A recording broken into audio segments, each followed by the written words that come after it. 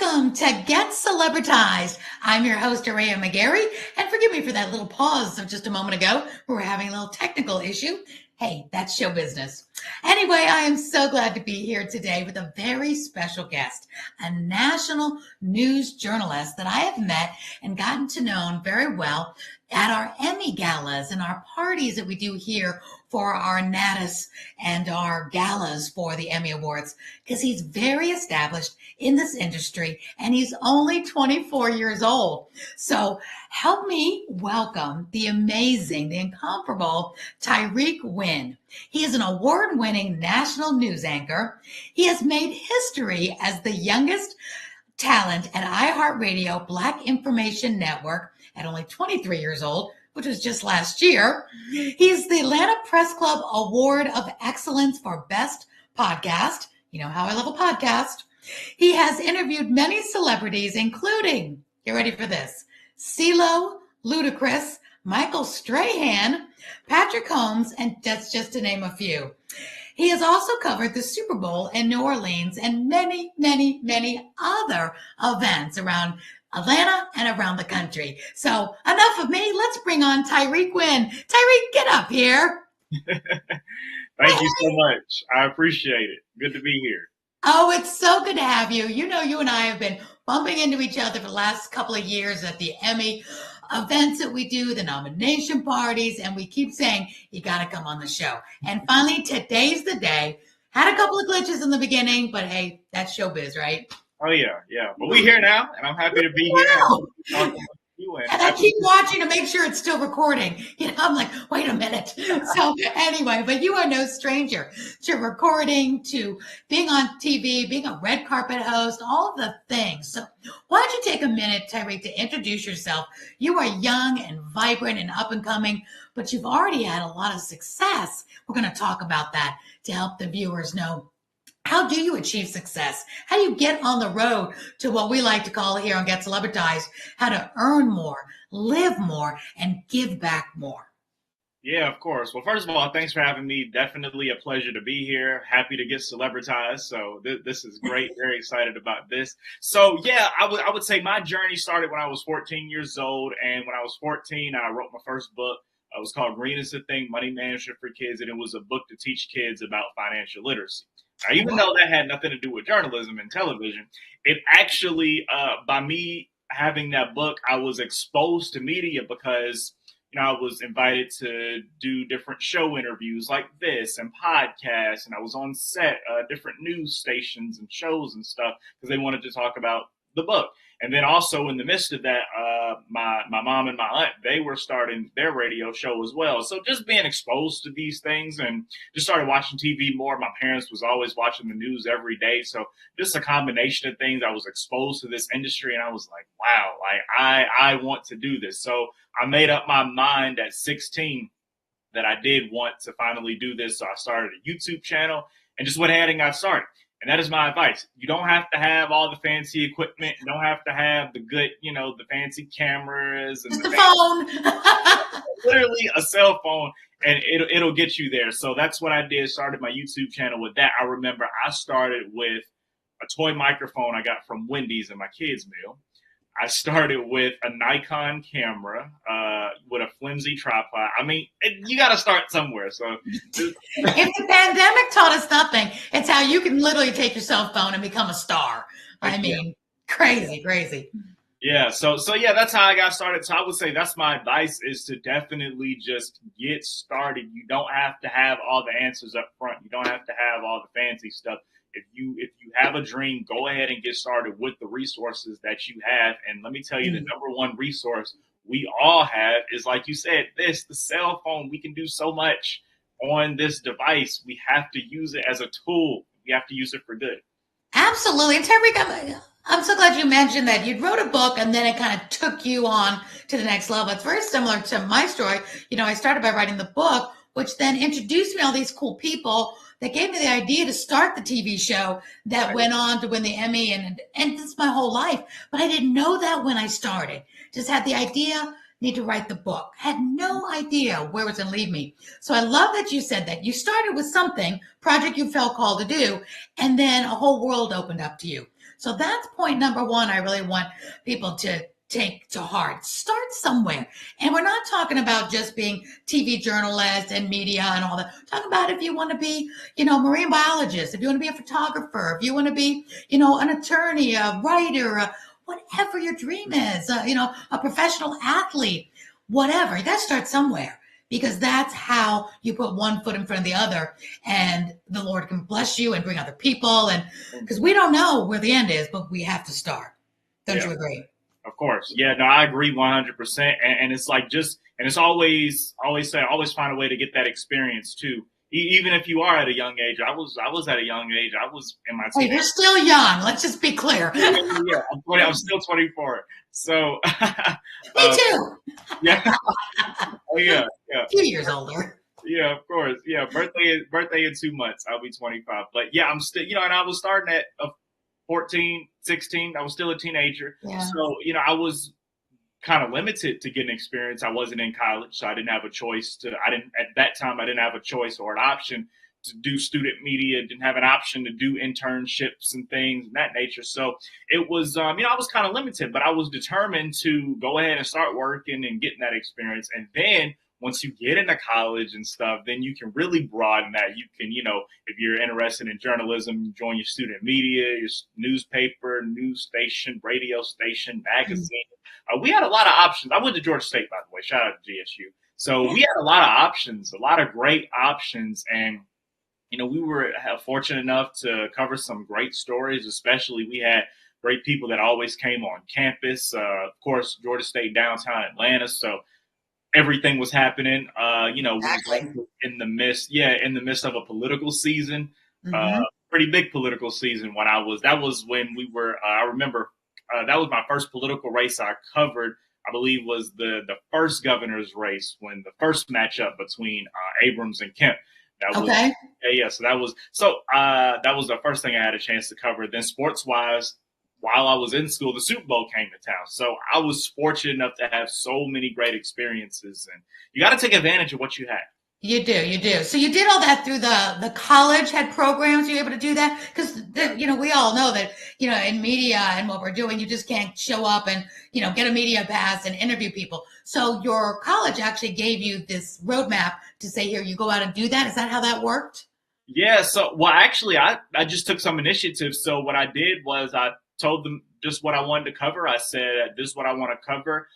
What I would always do is just head to Google and type in the name of the event or whatever's going on. And then after that name of the event, type in media credentials and just figure out what Google comes up with. It'll take me directly to the link, the application to fill out the credentials. And I would just go from there. And so, of course, you get it approved through the news director and, media heads and all those right. great things. And so, and was it because you went to Georgia State that gave you that open door? Do you have to be in college or graduate from college for this particular? I know in journalism you do, but is that what opened those doors for you because you were in Georgia State? Yeah. So, obviously I was at Georgia State, but I was able to, get these open doors because, one, I also had worked the show for, I had worked previously, so that way they could see, he's doing to show them. Okay. Because they always want to see, there's always space for examples of work or links to previous doings and stuff. So they always want to see that just to make sure, because, sometimes people just, come up with something just so they can get it to the event, so they always want to vet everybody and make sure everybody. I don't blame them. Good. Yeah. But again, you have the credentials behind you, whether it's a job, somebody's working at a newspaper or working at a TV station locally, wherever y'all are watching. Everybody has a local news station, a local TV station, or like I said, maybe the people watching aren't in media, news, and journalism, but they have a job or a community that can help them, that gives them credibility, whatever that may be, to say, hey, I'm with this organization. I'd like to photographs and something, and your organization gives you credibility. But you're right, getting those cell phones out and starting now by showcasing whatever you do, whether you're a chef or whether you're a fitness workout person or yoga, whatever you do, they have to see you in action. It can't be, I've got 2 videos because I just put them up. It has to be that ongoing, because people now, the eye buys. And people now, I don't even have to put this Instagram up for you. Everybody can see Instagram Tyrik Wynn, or you could see AureaMcGarry.com, right? people don't have to do that, say that anymore. Because Tyrik, you just said something. If somebody's watching this show and they say, who's Tyrik Wynn or who's Aurea McGarry, they go right to Google. So you better have stuff on Google. And when I was teaching, some of my clients said, you better have under images, lots of great images of you at events, doing what you do, whatever that may be. What do you say about that? Yeah, it's important to have that good reputation, and it's important to have that stuff on the internet. That's why I always tell people it's important. We got to get posting on social media.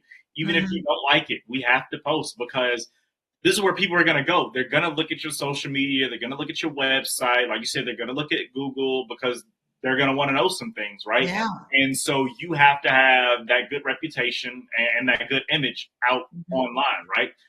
To be, if you're an entrepreneur, people want to know more about your business. If they're interested in working with you, they're probably going to check you out first to see exactly what they're getting into and who they're buying from. So they're going to go to your website. They're going to go to Google. They're going to look at your reviews, right? Yeah. Want to make sure that they're going to get good service and the outcome is going to be good. So we always want to make sure that we're actively posting on social media, posting us doing things, behind the scenes, clips, footage, all that good stuff, and just showing your work. Absolutely. And I find people too, as consumers, we're much smarter consumers now than ever. And we're very aware of AI and fake news and fake things and fake reviews and bot followers. I mean, we're not stupid consumers out there. So what do you think about what I think is really important is things like this, Tyrik, being on shows, showing us in person. This isn't an AI. This isn't a fake review. We can really talk about what you do, how you help people. So how important do you think it is for people, no matter what their career industry, to be on podcasts, to be on shows, maybe get on local news to promote whatever it is that they're doing? Because to see people in action, that's not a fake review, or to have a testimonial, to show your before and after, whatever it is. How important do you think that is in this day and age? It's very important, and I can tell you one thing, because every day I do this morning entrepreneurship call during the weekdays, and one thing somebody said this morning, if you create a product, it can be the greatest product in the world, but if you're not getting out there marketing, if you're not getting that exposure, it really doesn't matter, because only you know about it. You got to get that exposure. You got to let people know about you. You got to let people know that you exist. You have to make your presence known. So that's very important. And then you also talked about something else that's very important, especially if you're in business. You talked about testimonials and reviews. I always say that testimonials are the most profitable way of getting clients, because people want to know that they can trust you.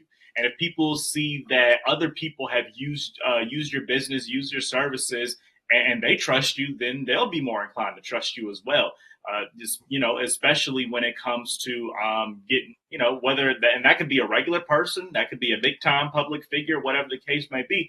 But it's very important to get those testimonies, which is why I always, like, within my video production company, we actually film customer testimonial videos. And people like, well, Tyrik, what type of video should I get? I have this budget. I'm like, get a testimonial video, just because you get people getting people on camera saying all these amazing things about you and your business, talking about their experience working with you, and that's gonna sell.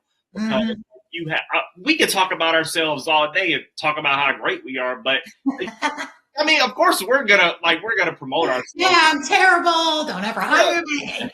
Exactly. It's gotten to the point, Tyrik, where, I buy a lot of my stuff on Amazon now, and a lot of my friends do. It's like, where'd you get that Amazon? You buy everything on Amazon. And I've gotten to the point where I don't even buy a cosmetic or buy a little fan or anything without going all the way down to see the reviews. And the ones that matter most to me are the video. Like, I buy something for my pets. I want to see something for my dogs or something. I'm looking at the video because then I can get a better picture of what it's like in person, with their hands in that video. So that matters. I really think that video does buy. And if somebody is buying from you, or just finished, got out of an event, let's say you do events, or you just host an event, take out this phone and get that testimonial right there while it's hot. Don't let everybody go home and then say, hey, can you send me a testimonial? People are busy. But if somebody's enjoying your product, you have an ice cream parlor, and they say, this is the best ice cream I ever had. Say, can I get that on testimonial? pull it out, 30 seconds. Yeah. What do you think about that? No, I definitely agree. And especially you did bring up a good point. You got to get it right then and there because, like you said, people are busy and you send them a message later that they're probably not going to do it because you should. And they'd like to, they want to, but they don't have time. I get people messaging me all the time for LinkedIn reviews or LinkedIn, recommendations. And you want to, and you read it, but you don't have time to put your thoughts together. So then you forget. And then months go by. You never sent me a recommendation. It's like, oh, I meant to. So in the moment when they're purchasing or buying or experiencing you, get that testimonial. We do a lot of that at the Emmys. At Natus, we're doing a lot. I know we've got, Kareem and our whole social media task force, I should say, that are constantly getting it in action when we're at the events, we're at the nomination parties, we're at the Christmas party, we're taking pictures and videos and posting right then and there. But then we have an archive of ones we're going to post and stream out, the next day, the next week to keep that excitement going. But we don't go back. Hey, did you like the party? Can you send us a testimonial? Show the party. It makes more sense. Of course. Yeah, that does make a lot of sense. Got to get it right then and there. So tell me this, Tyrik. At 24 years young, almost 25 years young, what is your greatest accomplishment so far that you're the most proud of? And how did you go about accomplishing it? Ooh, wow, that's a great question. I would say, most proudest accomplishment. I would say graduating. Graduating college, just nice. Because, of course, people would expect career and all that stuff. But I would say graduating college debt free. Oh, I remember. How'd you do that? Yeah, that was such a blessing. Definitely we'll get into that as well. So I can say one thing about it was just hearing different stories about. I kept hearing so many adults say, I have $1,000 in student loans. I'm never going to pay this off. And I was like, I didn't want that to be me. And so I was like, I can't have that be me. So what I did was, one, I took it upon myself to go to in-state college, right? And be getting good grades while I was in high school. So for those of you guys who are watching that may not be in Georgia, we have this thing we call, it's the Hope Scholarship, and it's also the Zell Miller Scholarship. So, great things. Every state's got scholarships, so they just have to look into what they have in their state. Yeah, because I'm sure it's some other states that have in-state scholarships as well. But that's funded by lottery and stuff. And so it's for students who have 3.0 GPA when they graduate high school, or for Zell, that's for Hope. And then Zell Miller, I think it's like 3.7. Don't quote me on that. I'm not sure what the exact number is, but it's, higher up there. And so I was fortunate enough to be able to graduate with that 3.0 GPA or higher when I left high school. So that's 80% of my tuition, right? Then when I got to Georgia State, the great thing is I had some, my parents, absolutely fantastic. What my parents were doing while I was growing up, they were saving money for college. So they had saved up a couple of $1,000s for me. And so I used a lot of that for my room and board, my books, my first year and all that stuff, because I did stay on campus the first year. And then from there, I was getting scholarships while I was in college and stuff, other scholarships on top of that. And I was actually even getting refunds at some point, because sometimes the scholarships will overflow and they'll just give you that extra money in your pocket that you can deposit in your bank account. Nice. So that was definitely a huge accomplishment, definitely a blessing. But the way I did it, just get the scholarships, get good grades, because, you can graduate with that, but you also have to maintain that while you're in college, right? Okay. Yeah, you have to maintain it, because if you don't maintain it, it'll go away. Yeah. And this is good for the parents now, because I get a lot of, moms and dads watching the show, and they either have kids in high school or just getting into college. So they'll like this advice as well. And there's always a way. There's always a workaround. And I'm the type of person who will say, you have not because you ask not. Ask around. Ask your other parents. Ask other people, what are you doing? Where are you going? How did you get that? Like I just said, how'd you get that scholarship? How did you do that? I'm constantly asking great people great questions. How did you do that? How did you get there? Because I think that's the most important thing, to acquire knowledge. And sometimes it's not, like a mathematical equation. It's like, how did you get from here to there? Because I think that's so helpful. And so now you've done all that. You're about to be 25. It's great. I love that. You got so much more to go. So much more to go. What is your big dream? What's next? But what is the big dream? What's the big dream? What's the big goal? Do you have it, or you're not sure yet? Yeah, so the big dream, the big goal is actually a couple of things, but I will say the end road is to one, be a national television syndicated talk show host. So like your Tamron Hall, your Jennifer Hudson, those shows I want. I like the way you mentioned women. So there, two of those were women. Yay! Yeah, yeah. And then I would say male wise, I definitely love the late night shows like Jimmy Kimmel, Fallon, hmm Stephen Colbert. Love those shows as well. Okay. So yeah, that's definitely one of the main goals. Then also to have some more ownership in the space of media, as far as owning some television networks, owning some streaming platforms, or shoot, I would love to own part of Netflix one day. Like that would Why be not? absolutely fantastic. So to be doing that, and then also other hosting opportunities. Like I really, when I look at if I could pinpoint an example for you, it would be Michael Strahan, because Oh, one, he's anchor on Good Morning America. He also does sports on Fox Sports he Sundays. was a football player, so he Yeah, went from his career into moving onto all this. yeah, exactly. And then he also hosts game shows too. Like that's perfect. Like, $100,000 pyramid. yeah, yeah. And so He reminds me of Ryan Seacrest. Start one place, all of a sudden you're everywhere. Now he's doing what, Wheel of Fortune? It's like busy people. yeah, yeah. I think there is a price to pay for that too, because being that busy, I'm always wondering. I didn't know Michael Strahan's daughter just going through cancer, and that's got to be hard. So you have to have a certain personality type that you can thrive that way, and you can really work a good schedule and be there. Because I know somewhere something takes a toll when you do that much. So I love what you said. You want to do your own show, your own network, own podcast. That's so doable, because I know you're such a nice guy. I'm going to ask you in a second about, family plans. I can see you being such a great husband and dad and friend and, not workaholic. Don't be out there for everybody and not be there for those, because you're so sweet. You're so nice. We want you too over here to be friends with you. But with that, why not start your TV show now? You said you like podcasting. What's stopping you from doing your own TV show and podcast right now, like what I do? Yeah. So actually, I actually do have my own podcast. It's called Navigating Journalism Podcast. So actually, that's funny you mentioned. It's actually second season is literally coming out this month. So Say the name again. Navigating Journalism Podcast. So that is a new podcast that I started not too long ago, but it's a podcast where just bringing on different journalists. We're talking about their journey and how they got to where they are and stuff. Nice. So we talking about the pitfalls, the job search, the struggles, all of that good stuff. Packing that in one interview.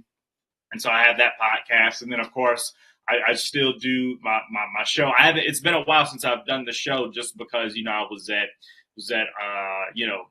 really busy from doing that talk show. But I definitely am going to get back to that, because I was doing the celebrity interviews and stuff, and that's something I definitely want to get back to. So working on getting back to that, and that's what we've been doing in the meantime. But definitely been building the YouTube channel, which by the grace of God, it has over 4,000 subscribers. It's monetized, so that's so that's great. So definitely have been working on those things. Got those things in the pipeline. Okay. Now, when you interviewed the celebrities, was that something you did through your college, or is that so? You're saying going back to, what is he going back to? Was that a job you used to have you don't have now? Talk to me a little bit about what that was and where you want to go now. Yeah, so I was a teenager when I started doing the celebrity interviews. So I remember the way I did it. I just created the show, and it was called Tyrik on the Move. And so I just created that show. I would reach out to the celebrities. I would just go on their Instagram accounts, click the email tab, send an email. Usually leads them to their publicist, their manager, their assistant, whoever handles their bookings and stuff. So I would just send an email, and I remember one time I said I'm going to send 100 emails, and I said I'll probably get yeses from about 10. Because they have busy schedules. They're crazy. Yeah. So I did that, and I just started getting them, and so I really did a whole bunch. I will tell you, the pandemic. Of course, the pandemic was sad and very unfortunate, but nobody was doing anything. Yeah, that was a good time for that. Yeah, so the celebrities were available to do Zoom interviews, virtual, all those great things. So I was able to capture those and stuff, and then once I went to iHeartRadio, I'm no longer there anymore because I, did my 2 years there. But once I was there, I was getting great interviews every single week. I had amazing relationships. I still have amazing relationships with a lot of the publicists, and they were always bringing me their celebrity clients. Were you an intern? No, I was a news anchor there. Nice. And give the viewers a piece of advice how you got that job, because that's kind of a dream job. And again, you were what, a teenager? So this is really good stuff. Yeah. I was a teenager when I started the YouTube channel and the show. I was 23 when I got to iHeartRadio. Okay, still young. Yeah, of course. So the way I got that is I put out this thing for those of you all who aren't in journalism, but we call it the Anchor Reporter Reel. So what that is it's a montage of your clips of you on TV doing different stories, doing different interviews and things of that nature. So what I did was I put my Anchor Reporter Reel together before I graduated college in May of 2022. So I put my reel out, I think about March. And so I didn't get the call to iHeartRadio until actually October. And so I was actually on the beach in Hawaii on my graduation trip when I got that call.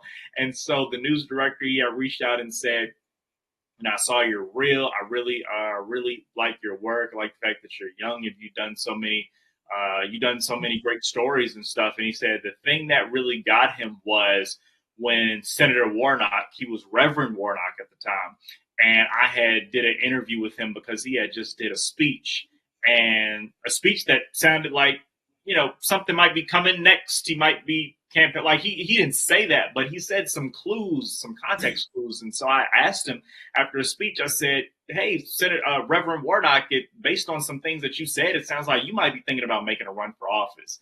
And then he said, the other journalists are core. You just get right to the point. And so he saw that clip in my reel and he said, that's what made me hire you, because you weren't afraid to ask the questions that needed to be asked. And so I was so grateful for that moment. That's awesome. And that shows, those testimonial reels, those we call them promo reels work. And again, anybody watching or listening, it doesn't have to be TV, media, journalists, whatever you do, you need that, what we used to call a portfolio. If you're a photographer and artist, you have a portfolio. When you're a makeup artist, you have a portfolio before and afters. And nowadays it's gone online. So what do? We're looking for, I swear, my daughter has found more of our hairdressers on Instagram, because you go to Instagram, you look under, Atlanta, you look under, even where we are, and you see all these great hairdressers, but you're seeing the before and afters. And that's so important. That's all they do. We found the most incredible people to this day. My hairdresser, my daughter found on Instagram. You do a great job, because your hair. But that's what people find now. So think about that old-fashioned portfolio we used to have in person. I used to be a makeup artist, have this before and afters. Now it's called Instagram or TikTok, the videos on TikTok. It's such a necessity now, whatever you want to do, to be brave like you have, Tyrik. You went to school for what you wanted to do. You took steps forward. You created yourself. Your YouTube channel, can people find it on your Instagram? Do you have a link to it on your Instagram? Absolutely. Yeah. People can head over to my Instagram, click the link in my bio, and then take you right over there too. Great. Because I want them to follow you, because social media, help with that is always good. People always want to follow each other on this. But also it's great for people to see, this is what he did, and then get some ideas from you. Because I believe if we all share ideas, we'll all be more successful, because there is room at the top for everyone. There is just not one person that is like, the end all be all. Every industry needs lots of people doing lots of things. And now more than ever with social media, there's so many people. I mean, I can go on TikTok right now or Instagram or YouTube and find a million different recipes and ways to cook chicken or make tiramisu or, lose 10 pounds. We don't need one person, because we'll all resonate with different personalities, with different ingredients. We can all do the exact same thing, but none of us are going to do it the exact same way. So the world needs us all to show up. And so I really appreciate you giving us the tips and sharing, being so young, and also doing this, because you're never too young, you're never too old, or anything in between. You're young and already on your way. I didn't even win my Emmy Award until I was 48 and already had cancer. And they already took out my vocal cord nerve, told me never speak again. Then my speaking dreams started coming true. So over, under, around, or through. your dreams can still come true. They might look different than when you were 5, but they can still happen. Just let them happen and put one foot in front of the other towards what you love to do, because you never know. So with that, Tyrik, as we wrap up, you've got a wonderful future ahead. You are so vibrant here in the Atlanta area. Give us a last piece of advice, maybe a great book that people need to read to help them succeed, something that's made a difference to you. Was it a mentor? Was it a program? Was it a workshop? Was it a movie, a TV series? Give us some referrals of things we will either watch, read, take, or people we need to meet to help them believe in themselves and their dreams. Yeah, of course. Well, first of all, thank you so much for having me. It was a pleasure being here. Great talking to you as always. And yeah, I do have a couple of things I do want to share. I can say one organization that has really helped me. Well, actually, a couple of things. One, I talked about college, being at Georgia State, joining those student media programs. I mean, that's when I was able to learn how to be on camera presence, how to speak clearly on camera, how to do interviews, coordinate, ask questions and stuff. So I was able to learn all of those things. And then also want to give a shout out to NABJ, National Association of Black Journalists. I was fortunate enough to be able to be part of that organization as well. I think I joined when I was in college. And so when I joined in college, I joined the national chapter, joined the student chapter there. And so then when I graduated, joined the Atlanta chapter as well. And so when I was part of NABJ, well, I'm still part of NABJ, but I did some amazing programs while I was in college. And 2 of those programs were the NABJ Multimedia Short Course. And then I also did what we call student projects as well. And so that was getting real experience of being in a real newsroom, doing real stories with different interviews and telling, these stories that are actually like, because of course when you're college, you're telling college-based stories, but now we're telling like real stories, like out in the community, getting out in the community and telling stories and doing different interviews and stuff. And so it was just great. And mistakes were made. I remember one issue that I had when I was coming up in media. Well, I'm still coming up in media, but in my very early stages when I first started, I was just super loud. And they were like, Tyrik, you can have the energy, but you don't have to be so loud. My loudness was an issue of mine. So, I would always be like, I'm Tyrik Wynn, and be like, Tyrik. The microphone blows up. Yeah. I had the same problem back in the day. Yeah. So I was always that person that was peaking, with the audio levels and stuff. They like, Tyrik, you ain't got to do all that. So, that was one valuable lesson that I learned and stuff. So I'm definitely so grateful for those organizations and those great opportunities I was fortunate enough to have. And then also a couple of advice and things I would say, two things. One is when somebody tells you no, you need to use that as motivation to prove them wrong, because there are going to be a lot of people that are going to tell you no, you can't do this, you're too young, you're too old, you don't have enough experience. You have to use that as motivation to say, you know what, I disagree with that. I'm going to go forth with this. This is my plan. This is my dream. I'm going to make it happen. I'm going to get it done. Right. That's one thing. Second thing is sometimes doors may not always open. So you have to create your own door and walk through it. And what I mean by that is, you just got to create your own opportunities like how you did. You got your own show. Amazing platform, right? Enough of the auditions. Yeah, so you have to create your own opportunities, create your own content, start your own business, whatever the case may be. You don't always have to wait for somebody to open up a door because, at the time, a door may not be available, so you have to create your own opportunities and create your own avenues. And that would be my advice. But like I said, this is great. I had an amazing time, and I'm excited for the future, what God has in store. Tyrik, you're my people. You were speaking my language here. I mean, everything you said, I'm like on the other end. You're brand new starting out, but everything you said is exactly my journey, what happened to me with starting the book and creating my own and just walking through it all and never giving up. And I loved you said a couple of tips in recap. You said for success, education and training, Not necessarily does have to be college. You went to college. That was your journey. Other people don't think you have to go to college to reach your dream, but education is important. Learn how to do what your dream is. You have to be educated, trained. Networking in communities, joining network communities in your industry, in your field, in your hobby or interest. Really important. Also, join programs. And I love you said no equals motivation and create your own opportunity. Don't try to go it alone. We all need people. We need mentors. We need teachers. We need coaches. School is never out for the pro. I will continue learning till the day I die, and I hope everyone else will as well. We never arrive. So if your goal is to arrive, I mean, Beyonce hasn't arrived. There's still more she wants to do. Oprah hasn't arrived. Just when you think she's as the top she could be, she does more and then more, and then we're producing. It never ends.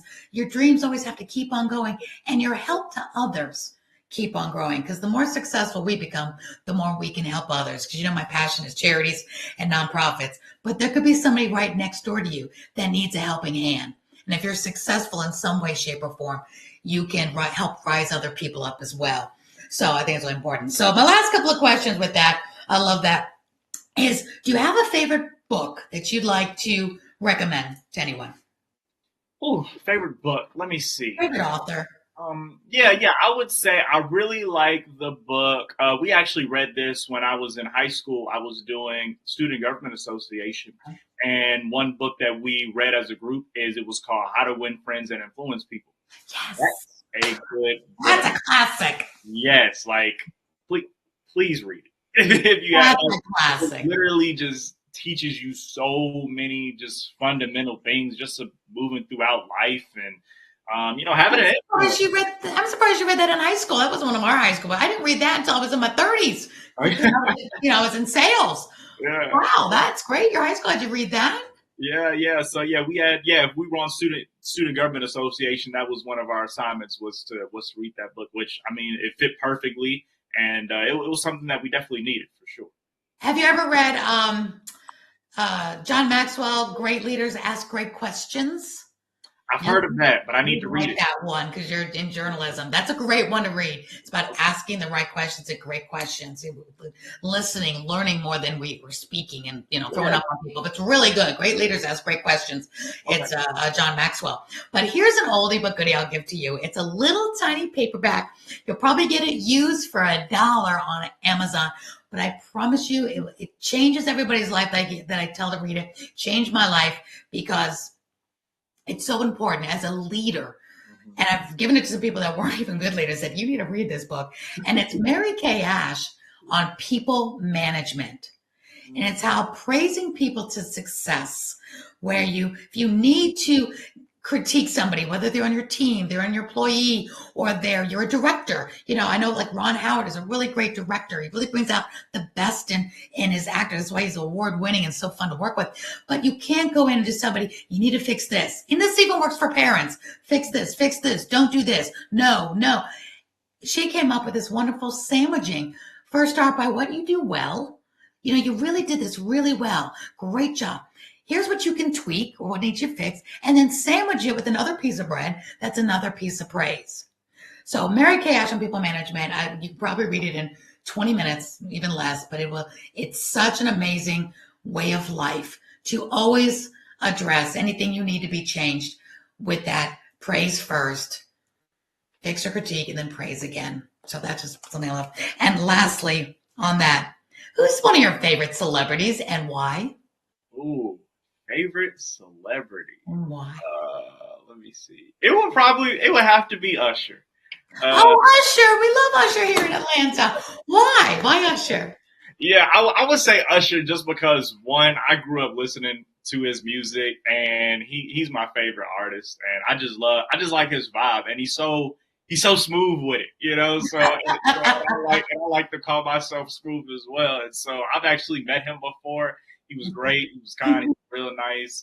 He's an amazing guy, and so got a great voice, great dance moves. And he also has a nonprofit. He has the Inner City Kids nonprofit. Yeah, which I've actually had a chance to. I've spoken to his nonprofit a couple of times as well. My best friend actually works with his nonprofit too. Nice. So yeah, Usher's New Look. Yeah, great charity by the way. But Yeah. yeah, I love the great work that he does. Nonprofit wise and stuff. And I mean, he's just killing it. So Yeah.